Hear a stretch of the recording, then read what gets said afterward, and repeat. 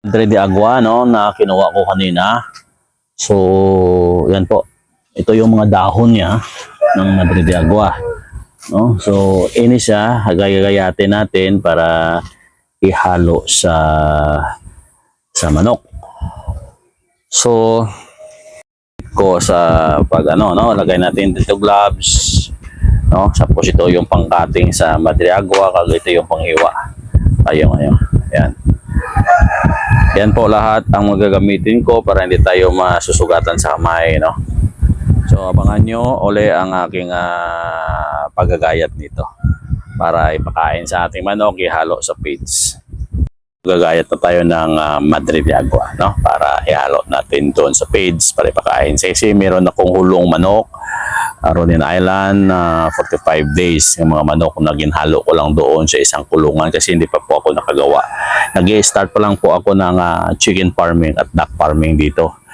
Pero I'm not sure kung maging successful to ang ating farming, no? Kasi first time ko talaga magagawa nito para libangan sa sarili. Abangan nyo, ha?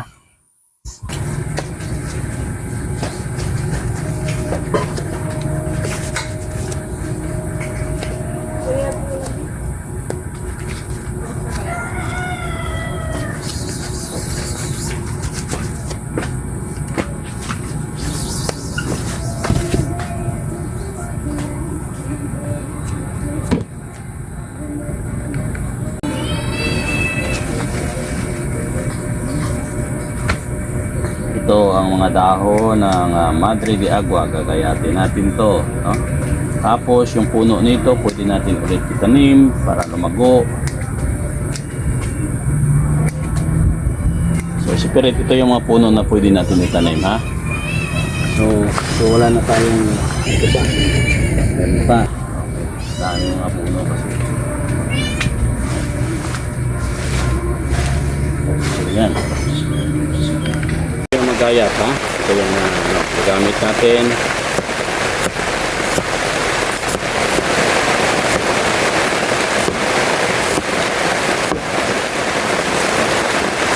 Tin po natin yung dahon para mahalo din natin sa page. So umuulan na naman ang panahon ngayon, no? Kita nyo, umuulan. Okay lang kasi ulan, okay naman.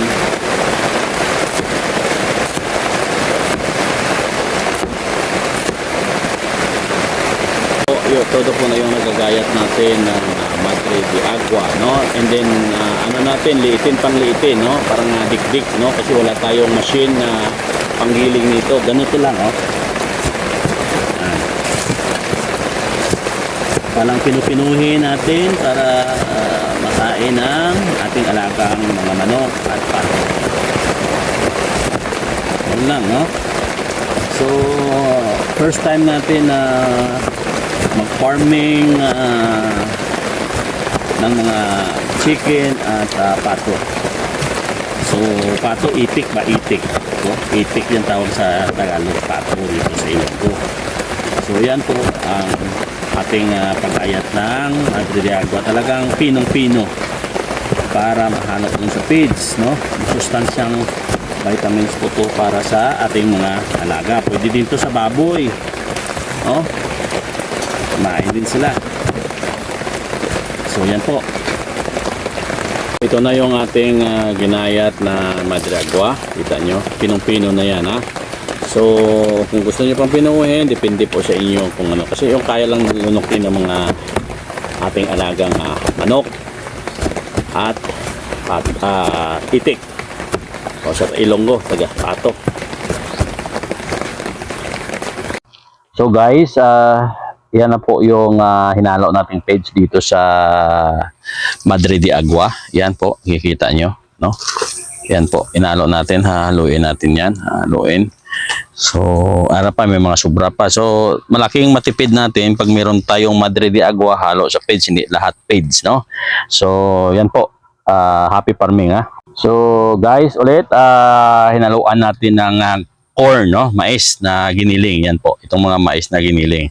Yan po, ihalo natin sa page at haluin para makomplete na at ipakain natin sa ano. Lagyan natin ng molasses mamaya, makikita nyo rin, ha. Yan guys, ang molasses na binili ko sa online, no? Yan po, Grow Booster Molasses. So, yan po ihahalo natin. Pwede yan sa baboy, pwede sa baka, pwede sa kambing, pwede sa manok, at pwede sa pato o itik o bibi man, no? So, ihalo natin doon. Dito natin ihahalo sa ating darak, no? Page pala at saka Madre Agua. So, haluin natin at bayanan nyo. So, yan ang mga page natin na ginawa, no? So, medyo marami-rami to. Marami, siguro 3 araw, 4 araw nga pakain to. So, yan po. Happy farming, ha? Abangan nyo.